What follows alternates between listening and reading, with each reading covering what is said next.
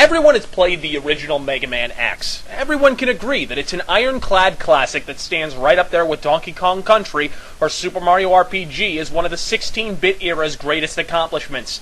Gamers were a bit divided on the sequel X2, at least they were if they could fucking find it, but on today's show we're going to discuss the series' crown jewel, Mega Man X3. Now, in the interest of full disclosure, when I was growing up I never actually owned this game, but admittedly, I probably could have purchased it 7 goddamn times given the amount of money I dropped at Video Update renting this bastard repeatedly. The bosses were awesome, the game features some of the greatest power-ups in the history of the franchise, and, for the first time in the series, the double air dash. Now, although I love the shit out of the double air dash, considering Mega Man used to have a jetpack, what exactly is the point of a double air dash? Why in allegiance of hoary fuck would Mega Man toss his jetpack away in exchange for a double air dash? What a pointless, arbitrary downgrade. That's like pausing mid-thrust on Alyssa Milano so you can go finish on Betty White. But that music... oh, sweet cyborg Jesus, that music. I'll be the one to say it. There's no video game series with better music than Mega Man, hands down.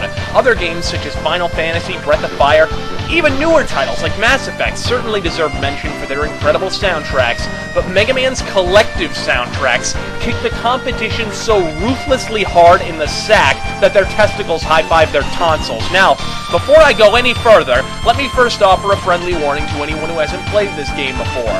Don't even allow yourself to entertain the thought of playing the PlayStation version of Mega Man X3, especially if you like the music. Mega Man has always been the 8 and 16-bit sonic equivalent of metal, but somehow the PlayStation version manages to turn one of the greatest soundtracks on the NES into some puerile bossa nova douchebaggery that wouldn't be at all out of place on a Barry Manilow album. Don't believe me? Exhibit A.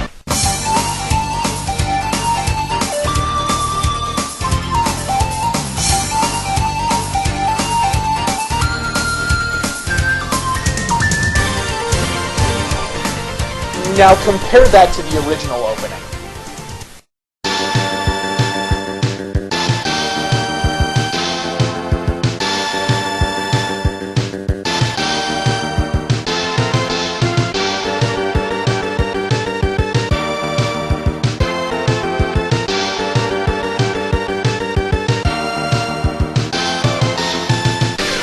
The prosecution rests. And yes, this is the game where, for the first time ever, you could play as Zero. Now, ever since the first game in the series, everyone had been wondering when they'd get to play as this guy. He was one of those mysterious types that come along in Japanese games for whatever reason.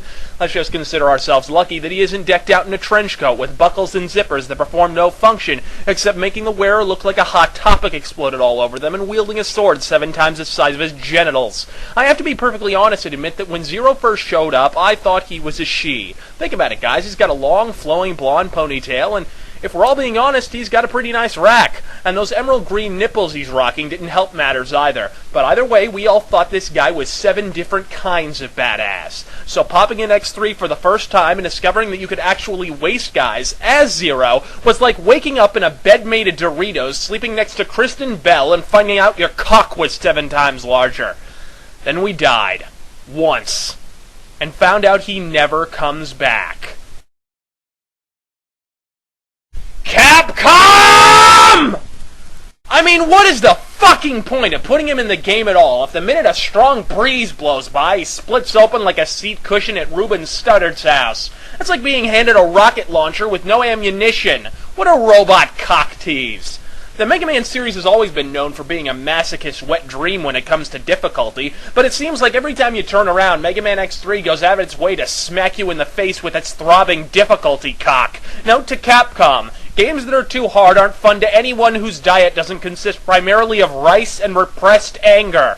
To make matters worse, X feels the need to fight every single boss, which wouldn't be so bad except that he's apparently forgotten every single power he's learned in the previous 7 million installments in the Mega Man franchise. This essentially renders Zero as useful as an elderly man's dick, as X will not only butt in when it comes time to fight each stage boss, but also during each stage's halfway point. Seriously, just try to play as Zero for longer than a minute and a half. It's not possible without standing in place, but at least they finally got it right with X4, where you could at long last play through the entire game as either X or Zero with no interruptions. Nothing illustrates my point that X is completely useless better than the cover of this game.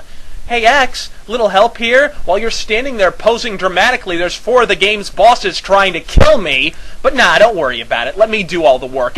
And what apocalyptic false advertising that is anyways. You can't go 5 feet without X butting in saying, "I'll handle this," much less fight an actual boss. But even if X were to jump into the fray, what is he going to do exactly with a Dust Devil strapped to his forearm? Maybe if this were Mega Man 4 and one of his adversaries was Dust Man, but I'm afraid you're $1 short and half a decade late on that one, X. And another reason you'll want to give a pass to the PlayStation version, the ball-crushingly bad anime cutscenes. Now, you'll recall from my Final Fantasy VII review in which I tore the entire island nation of Japan a new sphincter that I am not, in fact, a fan of anime. Now, I'm rolling up my pant legs in preparation to wade through your river of ramune-flavored tears at a later date, but for now, let me warn you all, even those who enjoy anime, to steer well fucking clear of this game's cutscenes. Now, I hate to tear open a healing wound, but do any of you remember the profoundly awful anime cutscenes in X4? Iris! Zero, Hang in there, Iris! please, stay away from Replifos. Let's live together. Of course you fucking remember it. It's like that one year at summer camp when the cook touched you inappropriately behind the cafeteria, and even humming the theme to Family Ties didn't keep the memories at bay. If you try and suppress it, all you end up with is an inoperable brain tumor. You can try and pretend it's the late 90s again, and Japanese anime is still so new to your 13-year-old mind that even infantile scripts and slipshod animation can be overlooked because the gameplay is just so daggum good. But at the end of the day, the SNES version has the exact same gameplay, and no loading times, and no atrocious remixed music, and less animu bullshit in general. So pop this game into your SNES, Rageaholics. It may be so difficult at times it borders on sadomasochism, but damn it, it just hurts so good. But don't take my word for it.